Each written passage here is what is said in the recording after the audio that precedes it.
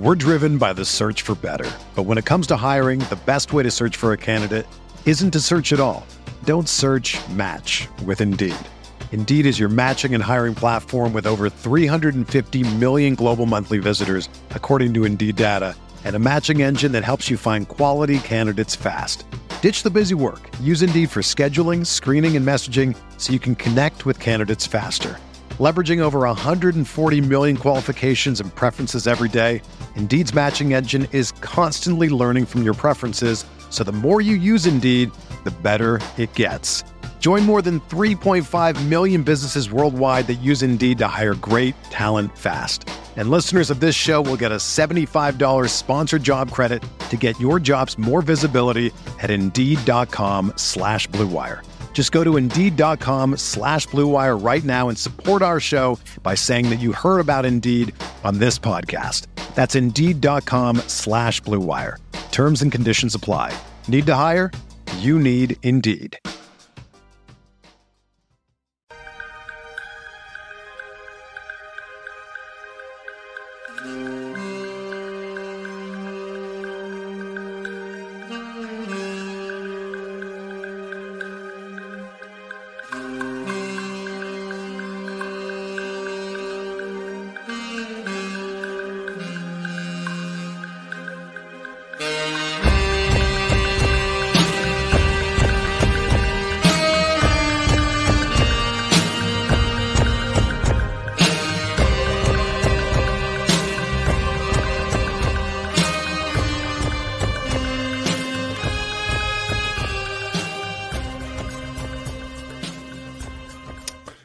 Hello, friends. Welcome to Pod Maverick After Dark. I'm Kirk Henderson, editor-in-chief over at Mavs Moneyball, joined as always by fellow editor and co-host Josh Bowe. Josh, how you doing tonight?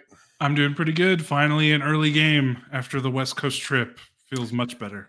An early game and a workman-like performance from the Dallas Mavericks. That fourth quarter was basketball. But 2006 time traveled in a violent way into that fourth quarter. Detroit Pistons game, the Pistons Spurs game from 2004, just heinous. But the Mavericks walk away with a victory, and you know it's kind of like the opposite of the loss to the Warriors, where you know we said it was like, all right, this is just one of these games that the Mavericks lose, and then we proceeded to kind of nitpick for 20 minutes because that's the point of that's kind of what we do. It's and this game on it, quite honestly, feels like the polar opposite in the fact where the Mavericks won, but I don't really know what to talk about. And I'm really curious about what you want to say. I mean, there's really one real big highlight for me, and then everything else is just kind of like, oh, this is nice.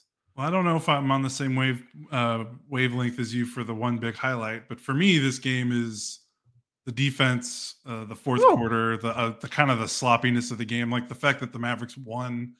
Like, if I would have told you, 12 months ago, that this Mavericks team would win a game shooting 40% from the field, you would have laughed at me.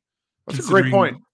Considering, but what was it like? Remember the record? Like they only won 38 games last year, and they basically only won those games when they made like 18 3-pointers. That's right. And they got wrecked in all the clutch games. It was horrible. Yeah. So the Hawks and the Mavericks combined for 30 points in the fourth quarter. Like, I kind of have to read that. Like, in a league where 30 points by one team in a quarter is like normal, both teams combined for 30. The Hawks only scored 2 points in the final 6 minutes of the fourth quarter, and those 2 points only happened because Kyrie Irving intentionally fouled with a minute left to start garbage time and empty the benches, and the Hawks were in the bonus. That's so, amazing. like, the Hawks scored 0 legitimate points in the final 6 minutes of the fourth quarter. The Mavericks played really good defense. Hawks were on the second out of back-to-back. That certainly helped. But not to take anything away from the Mavericks defense. The Hawks shot 9 of 13. No, sorry. The Hawks shot 9 of 23 in the restricted area. That's 9 hard. of 23. 39%. That's great defense. 39%. League average is 66. Like and that's the Mavericks, right? That's what's been this turnaround. They locked down the rim, which is quite amazing when you consider before the trades and last season, they were one of the worst paint defenses in the NBA. So they locked down the rim completely. And then they also disrupted the Hawks on the perimeter, and the Hawks were sloppy. Hawks had 21 turnovers. That's a lot. Oh my God, everyone in their starting lineup, and the Hawks starting lineup, had at least two.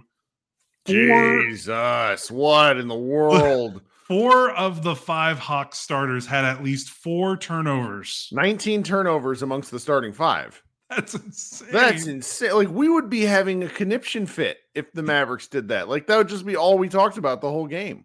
Yeah. If I feel bad. Any Hawks that are on, I hope you were on your blood pressure medication in that fourth quarter, because that was rough. But who cares? We're a Mavericks blog, so it doesn't matter. But yeah, the Mavericks played good defense. So on the other side, everyone in the Mavericks starting lineup had at least 1 block, and 4 of the 5 had at least a steal. So they're making defensive plays, and they locked down the paint. Jason Kidd just must be he must be in heaven, because this is what he wants. It's for a guy who is an unbelievable fast half court player. I think he really enjoys the mud. And he was a great defensive player. Absolutely. Yeah. I mean, one of the best defensive guards of all time. And it's this is one of those things where, as we get older, I think you got to remind the kids out there, for example, that, part of why LeBron James averaged 17.8 points in the NBA Finals is because Jason Kidd guarded him in spots, one of the many Mavericks defenders. But this is just one of these things that it's nice to get a win, because we're kind of getting to the point. March basketball is usually bad. April basketball, but with the onset of the play-in tournament, April basketball has been significantly better. March basketball has been significantly better. April basketball can really be absolute garbage, and there's just certain teams, like the Hawks are mathematically they cannot avoid the play-in. They are stuck at the 10th East. If they lose out, they're still in the play-in. And they're 36 and 41. Right. The East is just such a joke of a conference. So it's we very easily, if they were 1 spot lower, we very easily could have been treated to a game that was just so devoid of meaning. Instead, they're still trying to play because, they're professionals. But you just don't really know what you're going to get on a night in, night out basis. It's just something to watch here. So my main takeaway, and I think I'm sort of obligated to do this, is I really was pretty tough on PJ the other night. And it's not the man. I love reading the comments where people just sort of latch on to one thing I say. That's fine. This is what happens in sports and sports podcasting. But we managed to say that, like, PJ's been pretty awful offensively the entire time he's been with the Mavericks, and it has mattered precisely like twice the entire time he's been on the team. The Warriors game was one example, because if he's going to shoot at volume, we need him to hit shots. Tonight against the Hawks, he was absurdly efficient. 19 points on 11 shots, 5 of 8 from 3.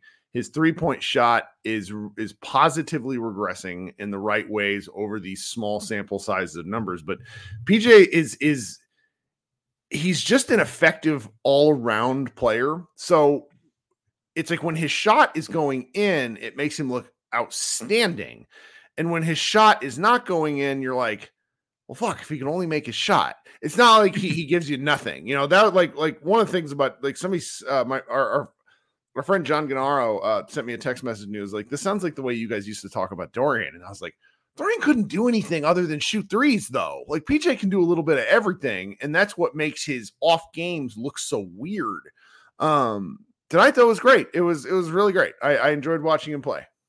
Yeah, it's the first time he scored. Oh my gosh, when was he traded to the Mavericks? I'm looking at his.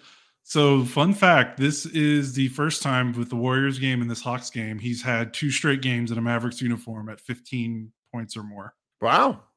Which sounds crazy, considering, like, he's a career, 13 point, 14, 15 point scorer. So that just goes to show, like, he was in, he's been in a slump. But I think he's like 18 of his last 40 from 3. I don't know if that's accounting for tonight or if that was entering tonight. So he's above 40% in his last 6 games. So maybe things are slightly, regressing back to normal. The thing that's funny, though, is, like, all 3 of his misses were, like, 2 of his 3 misses were just so bad. The announcers, he came in off the bench and he was a little cold, and the announcers had just spent about 30 seconds just praising him, and then he shoots the air ball. I fucking cackled. I was just because it was just so amazingly like on it was just right there. But the reason and people misunderstand, like we don't criticize for the sake of criticism.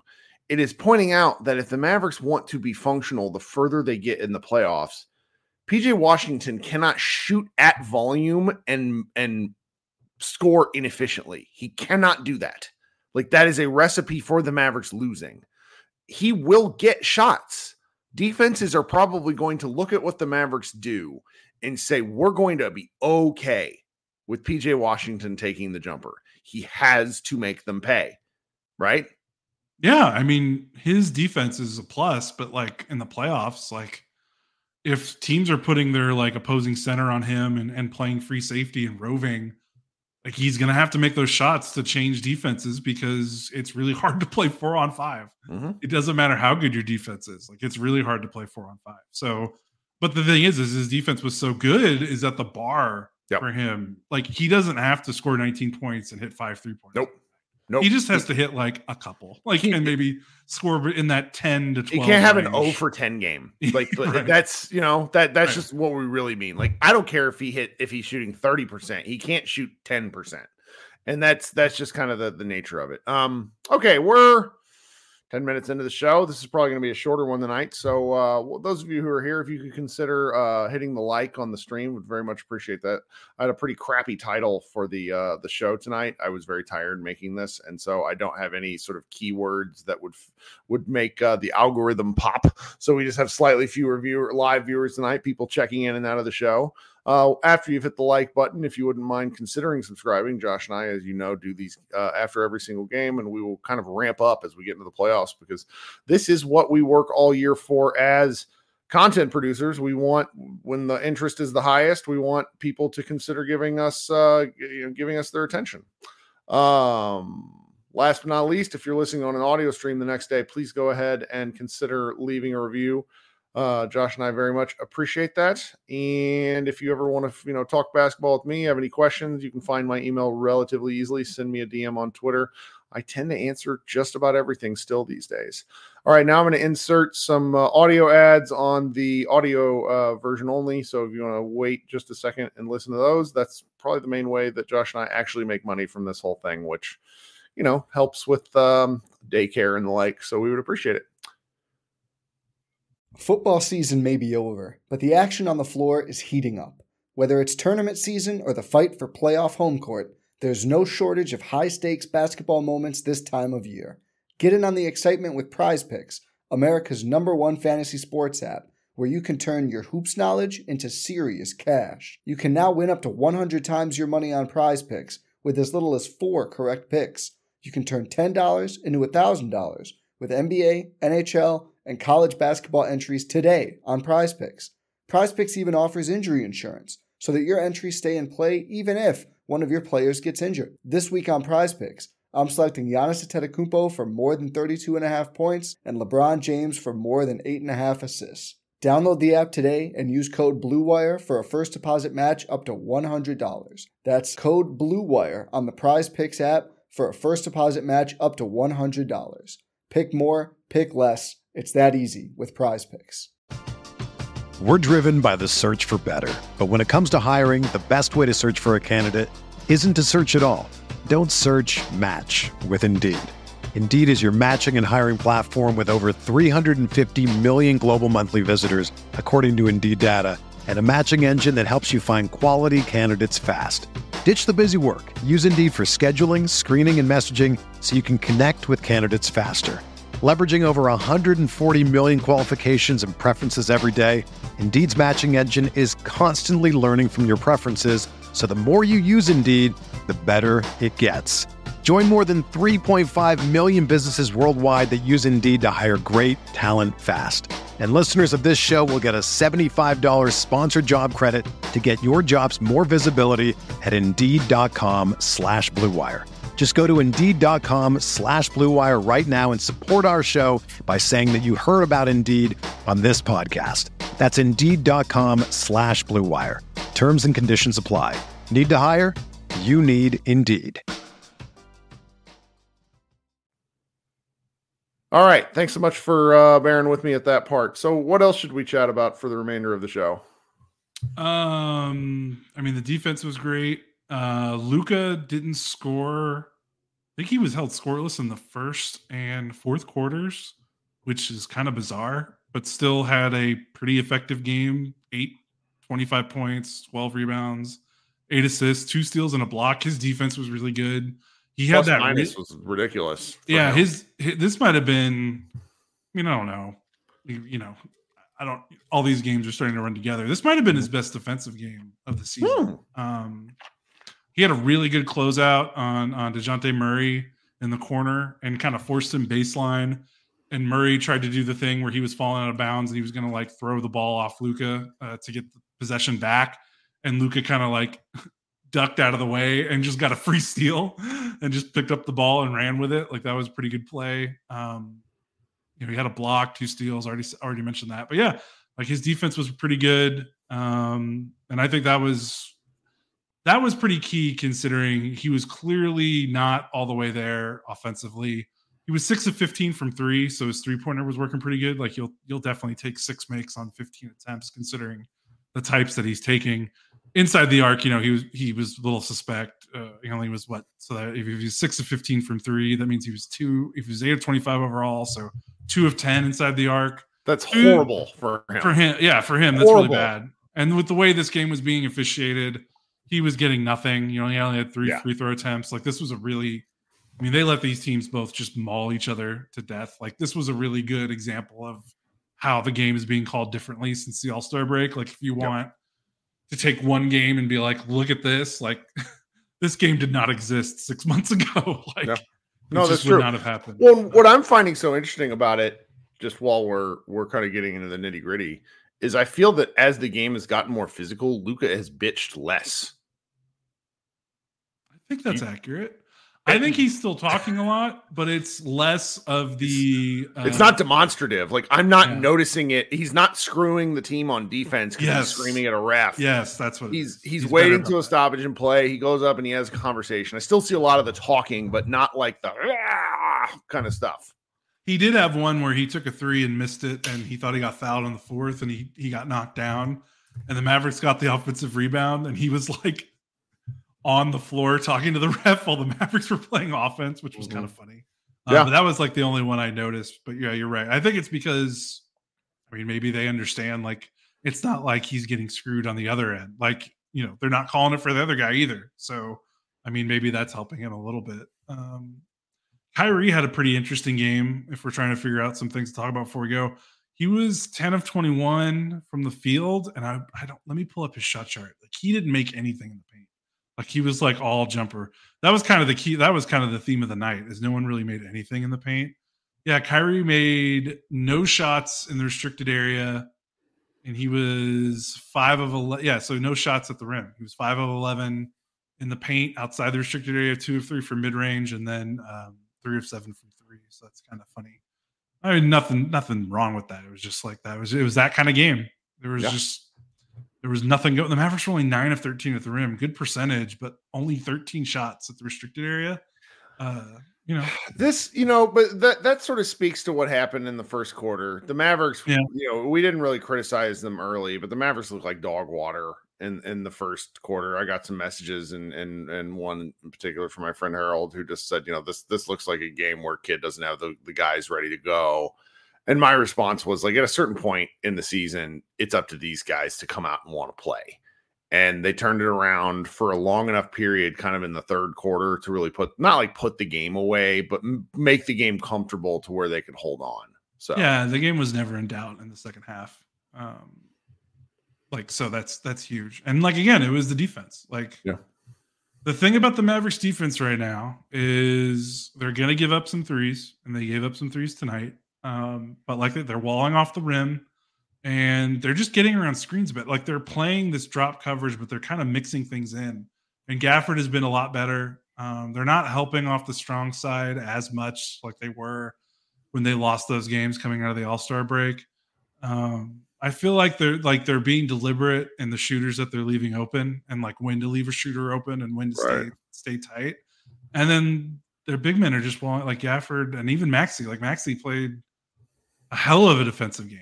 I mean, he was all over the place, like switching out, rotating over the rim. Yeah, he was moving really well. I mean, he had 6 rebounds in 20. Like Maxey doesn't rebound, so like he had 6 rebounds in 21 minutes. Like he was moving around pretty well. He also had 7 points in the first quarter, which was like almost more points than he scored. I mean, you go look at the guy's game log. He had he at the beginning of February, he had back-to-back games where he scored 35 combined points against the Sixers and the Bucks. And then other than that, he has one other game all season in double digits where he had 12. Like scoring is just not, he's averaging 4.1 points a game. Like that's just not part of Maxey's game anymore. But even, Jeff Skin Wade commented on it on one of his made 3-pointers where it's just like, Maxey does have a pretty shot. It's just the thing with him is it's like the confidence to shoot the shot.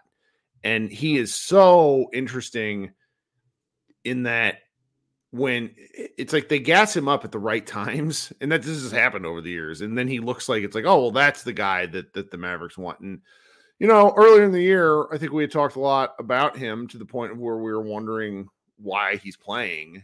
And now I think he has a pretty suitable role. I don't really want to see him at the 5 very much, but I kind of has to right now, which is fine because it's it's patchwork until we should talk about Derek Lively briefly. Yes, we should. Yep. But it's patchwork with him and Powell in the backup minutes. And tonight, what was Powell? Powell had a couple of pretty awesome, not like awesome plays, but just 3 rebounds in 8 minutes, 2 of them offensive, good hustle plays. I didn't get 100 messages of why is Dwight Powell playing type stuff, and that tends to be what happens when he normally plays. So yeah. I don't really, I don't really know. Let's briefly touch on the Lively thing from as far as what we know, and then maybe we can kind of just look at the standings and chat a little bit about what's happening in the league. Yeah. So so they still haven't clarified his injury outside of knee surgery. Happened against the Warriors game. And I honestly didn't think it was a big deal because I don't know if he went to the locker room when he left the Warriors game, but he was sitting on the bench in the second half and he was like celebrating. Like he didn't look in big discomfort. He was still getting up and clapping, and he was still sitting with everyone. He didn't have a trainer working on him. And so I just thought it was like a precaution. And now, in these last few days, Kid has been like, he's probably out for 2 weeks. And they don't know if he's going to play. This feels like bullshit. You really think so? I really think so. Because number one, if you're on crutches, as a man, doesn't mean anything. It's a protection measure. Right. And they're basically telling him to stop putting weight on the damn thing. And that doesn't speak to the severity. And when you're 7 foot tall and 20 years old or 19, however it is, it's just, it's one of these things that it's purely precautionary. I wouldn't be shocked if he's out the whole time. Your camera just died. I wouldn't be shocked if he's out until the playoffs, just because the Mavericks are currently, and we're going to talk about this in a second, but they're currently they're like locked into 5. But they're in the driver's seat to hang out where they are. Yeah, but they're 1 game from 7th. Sure, but look at what happened tonight. The Kings lost. I know. The Kings lost a horrible, the 20-point comeback to the Knicks. The Clippers are getting annihilated by the Nuggets already. The Brandon Ingram, I'm pretty sure, is still hurt for the Pelicans, and he's interesting. I can't believe that he's the special sauce with the Pelicans when it felt like him and Zion could not coexist, and yet they finally found a way to make it work. So it's just one of these kind of interesting things. Our comment section in these chats sometimes just lose their minds. What's happening? Nothing. It's just, I don't understand. Why would you join this podcast to sit here and argue about something that we're not fucking talking about? There's there's a Luka discussion on whether he's a ball hog and a non-Mavericks fan keeps talking about it, yada, yada, yada. And it's who cares? Stop arguing with people on the internet. Go touch some grass is my thought. I love having a good discussion. And that's coming from you. Yes, but that's my point. I'm going to win the YouTube comments argument. Anyway, I just sort of think they set him Lively the rest of the year. It sounds like a lot when you say it out loud, but it's 6 games. Unless I can't do math, which is entirely possible. Maybe he comes back for one of these. He has to be healthy for the playoffs because it's been 2 games. You know, they played a half without him. No, 2 games because he got hurt in the Houston game. Mm-hmm. So they played that Golden State game, this Atlanta game. Obviously, they're 1-1, so it's not like they're 0-2 without him. But like you feel his absence in the second. Like it's noticeable him not on the floor. But I think we can effectively say that Kid lost his mind for elements of that Warriors game, and they were still within a bucket. Yeah, for sure. So if it happens again tomorrow night, if it happens again tomorrow night, okay, because again they play the Warriors. If they play the Warriors again tomorrow night, the Warriors play the Rockets and effectively eliminated the Rockets from the play-in tournament tonight. So it's like kind of a question of what do the Warriors want to do. I'm sure they want to keep trying to win just to kind of keep the momentum together. But, do the Mavericks come out and play with a little bit of spice since they lost just, on Tuesday night? I mean, this time of the year, like weird stuff happens. Yeah. And I mean, the Mavericks schedule, they can get away without Lively because, again, Golden State and Houston are their next 2, and those teams might not have as much to play for. Then it's Charlotte, who's really bad, and Miami, who is kind of good, but like I don't know. I don't think that Miami team is as good as their record, and their record's not even that good. And then Detroit, and then Oklahoma City, who might not have anything to play for in the last day of the season. So they could definitely squeak by. I mean, it would be cool to see them get 50 wins, but it's not worth messing up any playoff impact. They would need 4 wins in their last 6 games to get 50 wins. So totally doable, but you don't want to jeopardize your first round matchup. So yeah, they could definitely get through it. The schedule is light enough. I'm just kind of pointing out, even if they are winning these games, like I'm feeling Lively not coming in when Gafford goes out. Like you can tell that they're definitely missing him, even with Maxey playing okay. Dwight gave them some okay minutes in his 8 minutes. You just feel it. Like they play differently. Defensively, they're still holding up in these 2 games, which is pretty good. I mean, that's actually a pretty good sign. I actually think they're missing his offense. I think they're missing his screen setting and his verticality because Maxey doesn't rim run anymore. He never really did anyway. And Powell, who, years of being a really good rim runner, but I think he's just at the end of getting near the end of his career. But, he's basically a pure bench warmer kind of guy now. So they miss that. They miss having, a dominant screen setter, rim runner, almost all 48 minutes, which is what they did when they're healthy. So they'll need him back for sure, but they can get by. Yep. All right. I am, I'm really tired. I need the Mavericks to make the play, to avoid the play-in, just so I can not think about the Mavericks for, of course I'll think about the Mavericks, but it's just the night in, night out grind of the games.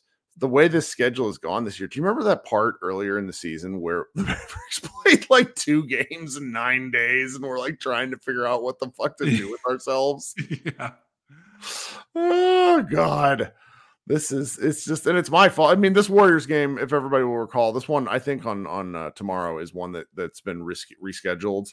I think it was actually the one last night. There was one before. Okay, the one before, because otherwise they would have never had that crazy. They went from because the NBA actually does care about the travel a little more than it feels like sometimes. So that's a good one. So they got Warriors, Rockets, Hornets, Heat, Pistons, Thunder. Did you see that 50-point game from Malachi Flynn? Yeah. I fucking love. We're effectively at the 10-year anniversary of Mavericks legend Corey Brewer scoring 51 points or whatever it was. I love random 50 point games. That's the lowest career points per game average for someone to score 50 points. This is NBA history. This is the funniest comment. Kirk is extra restless bitchy tonight. That is the most accurate thing. You haven't been bitchy tonight. A little bit. If you've seen me arguing, I turned and started arguing in the comments. Because I'm a shit. Okay. Everybody, it's all jokes. Nobody really cares. It's basketball. I don't know, man. You got any? What are you going to do for the rest of the night? Because it's early here. Go to bed. Go to bed. Yeah. I didn't sleep well last night. The allergies, like my sinuses right now, it's over, man. I'm done. Like, I can't handle it right now. No, when I watch you rub your eyes, I'm like, oh yeah, Josh is allergic to earth. Yeah. I wake up in the morning with like the eye goop, and like I'm waking up at like 4 a.m. because I can't breathe through my nose, and I'm just like, wow, what sweet death can bring me some relief, maybe. But I need to try to get some shut eye when I can right now. Yeah. Well, I'm gonna go watch. I was gonna do a live show, but nobody's here, and I don't really feel like fighting with everybody tonight. I don't know. Maybe I do feel like fighting, which is probably why I shouldn't host a live show, because it's like I get a little sassy in the typing, and this is why I should take my own advice and go touch grass. I think I'm gonna go watch Invincible tonight, and I also want to watch what is it? I want to watch. I'm not caught up on Shogun, which is it's the most cool looking television show that I've watched since Game of Thrones. So I need to watch that. I'm going to get on it after we move. Oh yeah, well, it's a single one and done season, which is exactly the Josh Post special. There's not 90 things you got to watch beforehand. All right, this has been Kirk and Josh. We'll be back tomorrow night. The Mavericks play at home again versus the Warriors. I'm going to just to full disclosure, I will probably miss a significant chunk of the game because I have to coach a 8 p.m. flag football game for 8-year-olds, which is going to be like, I don't understand the scheduling. Like my child goes to bed by 8 o'clock, so he'll be super excited. He's like, I get to stay up late, play football, and it's like, yeah, he won't be able to remember the snap count because it's. It's ridiculous, Josh. They have him. It's our coach was like, well, he's played before, so he's like, we're gonna play him at quarterback. And I was like, my son can't make multiple decisions. Like he is. This is gonna be bad, but it'll be fun. All right, everybody, have fun tonight. Everybody in the comments, thanks for hanging out. Don't take me seriously. I'm just a little whiner, including the gentleman I was arguing with. I appreciate somebody listening to the show. I shouldn't be doing that. I just can't help myself. This has been Kirk and Josh of Pod Maverick. Everybody be good and have a great Friday. See you tomorrow night. Go Mavs. Whether you're a world-class athlete or a podcaster like me, we all understand the importance of mental and physical well-being and proper recovery for top-notch performance. That's why I'm excited that Unified Healing is sponsoring podcasts on the Blue Wire Network. Unified Healing is a new and super innovative global network of wellness centers powered by Energy Enhancement System, or EE System. If you haven't heard of the EE System yet, then you'll want to listen up. This technology promotes wellness, deep relaxation, purification, and rejuvenation. Wherever you are across the globe, access to a center is easy and affordable. Interested in experiencing the EE System technology for yourself? Go to unifiedhealing.com/bluewire to learn more and find a center near you.